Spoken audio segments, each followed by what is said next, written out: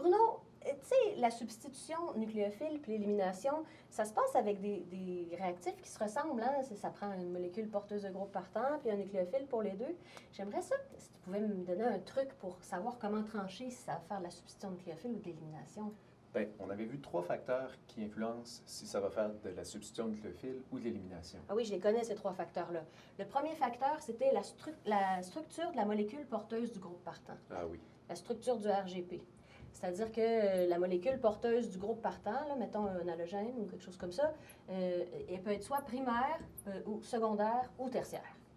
Primaire, secondaire ou tertiaire. Oui. Après ça, l'autre, c'était la force du nucléophile. Oui. La force du nucléophile, ça peut être, ça a 3 niveaux aussi, soit faible, moyen ou fort. Un nucléophile faible, c'est par exemple H2O ou un alcool. Ah oui, c'est pas chargé. Hein? Pas chargé, pas basique. Un nucléophile moyen, ça pourrait être par exemple Cl-. C'est chargé négativement, mais c'est pas basique, hein? C'est pas beaucoup basique. Alors qu'un nucléophile fort, lui, est chargé négativement et très basique, par exemple OH-. OK. Après ça, le troisième facteur, c'était la température à laquelle la réaction se déroule. Ah oui. C'est-à-dire, est-ce que c'est froid, à température ambiante ou chaud? Oui, donc froid, Oui. Froid, ambiant, chaud. oui. OK. Puis je sais aussi que, quand on est plutôt ici, c'est-à-dire nucléophile primaire, avec des températures froides, je sais que vers le haut de ce tableau-là, ça favorise la substitution nucléophile. Puis que vers le bas du tableau, quand c'est tertiaire, puis avec un nucléophile fort, puis quand on chauffe, ça favorise l'élimination. Mais, tu sais, des fois, on est comme un peu entre les deux, puis c'est ça que je trouve difficile de trancher. Bien, c'est sûr qu'on est inconfortable quand on arrive près des limites. Je vais proposer un système de points qui est un petit truc pour aider à décider. OK, pour aider à décider, c'est un truc, hein? Oui, c'est un truc. C'est pas miraculeux, mais ça donne une bonne idée. Une idée qualitative. Oui. OK. Donc, attribuons 0 point quand on est en haut ici. Donc, si c'est primaire, si notre nucléophile est faible, si la température est froide. OK, on donne 0 point pour chacun de ces 3 paramètres. Oui. OK. Donc, si, admettons, on a un nucléophile, c'est-à-dire un RGP primaire, un nucléophile faible, mais on est chaud, bien, on donnerait 2 points au total. Ah, ben, on fait le 0 total. plus 0 plus 2. Je comprends. Puis au milieu, ben, ça vaut 1 point. C'est ça. OK. Mais là, OK, c'est bon, mais comment on fait pour trancher maintenant? Et où la limite? OK.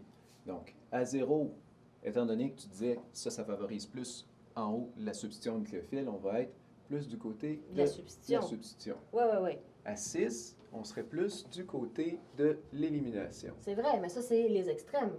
Et là, entre les deux, on dirait, OK, à 3, on serait à la limite pour la substitution et à 4, on serait à la limite pour l'élimination. OK, je comprends. Mais ça demeure un truc, hein? Puis quand on est à 3 ou 4, on n'est pas tout à fait certain parce que, par exemple, nucléophile moyen, ça peut jouer un peu. Il y a des nucléophiles qu'on dit moyens qui sont un petit peu plus forts que les autres. Puis voilà, froid, qu'est-ce que ça veut dire exactement et tout. Donc, l'idéal, c'est toujours d'avoir des conditions expérimentales précises. Puis on va voir dans la littérature scientifique où on va vérifier nous-mêmes au labo.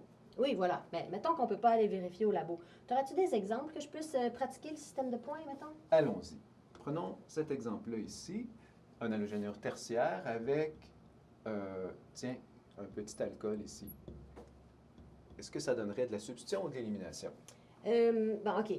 Alors, là, ça, c'est un halogénure tertiaire. Donc, tertiaire, ça vaut 2 points. Un alcool, c'est un nucléophile faible. Alors, faible, ça vaut 0 point. Puis, la température, tu ne l'as pas précisé, je ne sais pas. Ah, bien, admettons qu'on est à température pièce dans ce cas-là. Quand ce n'est pas précisé, bon, on va essayer d'utiliser une condition approximative pièce. OK, quand c'est pas précisé, c'est température de la pièce, donc température ambiante, pour 1 point pour la température. Fait que là, je vais faire le total. 2 plus 0 plus 1, ça fait 3 points. OK, 3 points, bien, je serais du côté de la substitution nucléophile. Ça a de l'allure. Ah, OK. As-tu un autre exemple? Oui. Allons-y maintenant. Mais là, dis-moi pas s'il est primaire, secondaire ou tertiaire. Il faut que je le trouve moi-même. Je vais te laisser deviner toi-même.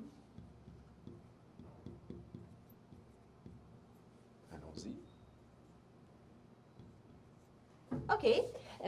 Bon, mon halogénure ici, c'est un halogénure secondaire, c'est-à-dire que le carbone qui porte le groupe partant est lié à 2 autres carbones. Alors, c'est un secondaire. Secondaire, ça vaut 1 point.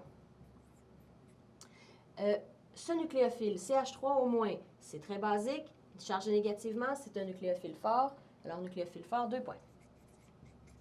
Delta ici, c'est la façon qu'on représente le chauffage dans une réaction chimique. Alors, on écrit delta ou delta T, ça veut dire chauffage. Alors, chaud, un autre 2 points. Tabarnouche, Bruno, là, tu m'en vas directement dans l'élimination parce que ça fait un total de 5 points. Alors, on aurait une réaction d'élimination ici.